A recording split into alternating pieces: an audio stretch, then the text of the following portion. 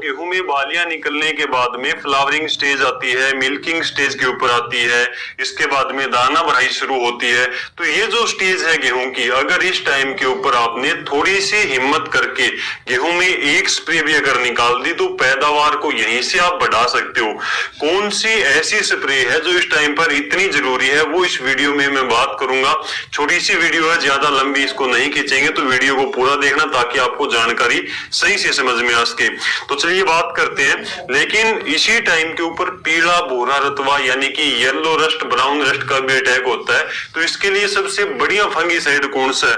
सबसे पहले हम बात करेंगे उस चीज के बारे में जो गेहूं में इस समय पर सबसे ज्यादा चाहिए होती है गेहूं के दाने के विकास के लिए। तो पोटास इस समय पर गेहूं की फसल के लिए सबसे अहम रोल अदा करती है।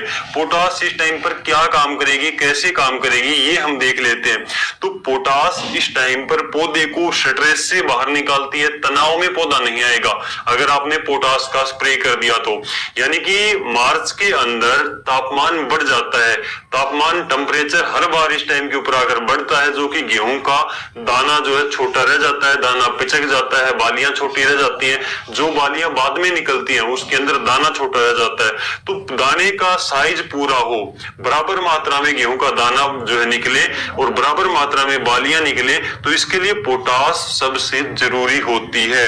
पोटास इस समय पर पौधे के अंदर पोषक तत्वों के परिवहन का भी काम करती है, पोषक तत्वों के ट्रांसपोर्टेशन का भी काम करती है। यानी कि जो खाना पौधे की पत्तियों के अंदर स्टोर है, जो पोषक तत्व पौधे की फ्लैग लीफ में स्टोर है या फिर निचली पत्ती के अंदर जो स्टोर है, उनको पौधे के अंदर जो दाना बन रहा है उस दाने तक खुराक को लेकर जाती है, खाद को, पोषक तत्वों को लेकर जाती है, उसको ढोने का काम करती है, परिवहन का काम करती है पोटास। इसलिए इसकी इस टाइम के ऊपर सबसे ज्यादा आवश्यकता बताई जाती है। तो ये चीज आपको जाननी बेहद जरूरी है। इसके अलावा पोटास का मैंने आपको बताया दाने को मोटा करने में, दाने को बोल्ड करने में, ज्यादा चमकदार करने में, उसकी क्वालिटी को अच्छा करने में, दाने को भारी करने में सबसे बड़ा योगदान होता है पोटास का इस टाइम पर। तो ये तो हमने देखा कि पोटास इस समय पर क्या काम करेगी, कैसे काम करेगी हमारी फसल के पैदावार को बढ़ाने के लिए। अब बात करेंगे इसकी पूर्ति कैसे करें, स्प्रे के द्वारा कैसे दें। अगर आपने बिजाई के टाइम पर पोटास डाल दी थी तो भी आप इस समय पर पोटास का स्प्रे करें। अगर आपने नहीं डाली थी तो आपको जरूर करना ही चाहिए पोटास का स्प्रे इस समय पर। स्प्रे आपको कैसे करना है? जो एमओपी आती है 60% वाली पोटास जो बिजाई के टाइम पर डालते हैं, अगर आपको उसका स्प्रे करना है तो वो 1 किलोग्राम आप ले सकते हो। 1 एकड़ में 120 लीटर के आसपास पानी की मात्रा आपको लेनी है 1 एकड़ में, ताकि रिजल्ट बढ़िया आए। इसके अलावा एनपीके 0050 के द्वारा भी आप इस समय पर पोटास दे सकते हो। तो एनपीके 0050 में भी 50% पोटास रहती है। इसकी डोज की बात करें तो 1 एकड़ में 1 किलोग्राम इसकी डोज सफिशिएंट है, काफी है, बढ़िया रिजल्ट आ जाएगा। 120 लीटर के आसपास पानी की मात्रा आपको 1 एकड़ में इसकी भी रखनी है ताकि रिजल्ट बढ़िया मिले। तो इससे पोटास की पूर्ति आप कर सकते हो।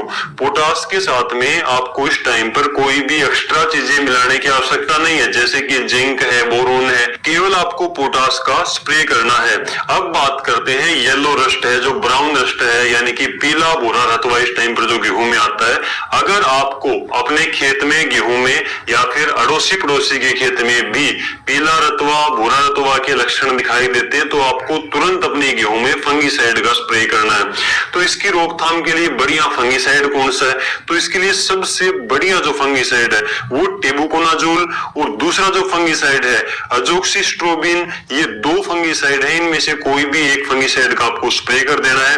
और इन दोनों का मिक्स कॉम्बिनेशन भी आता है, यानी एक ही प्रोडक्ट के अंदर ये दोनों टेक्निकल भी आते हैं। जैसे कि अडामा कंपनी का कस्टोडिया के नाम से आता है, काफी फेमस है।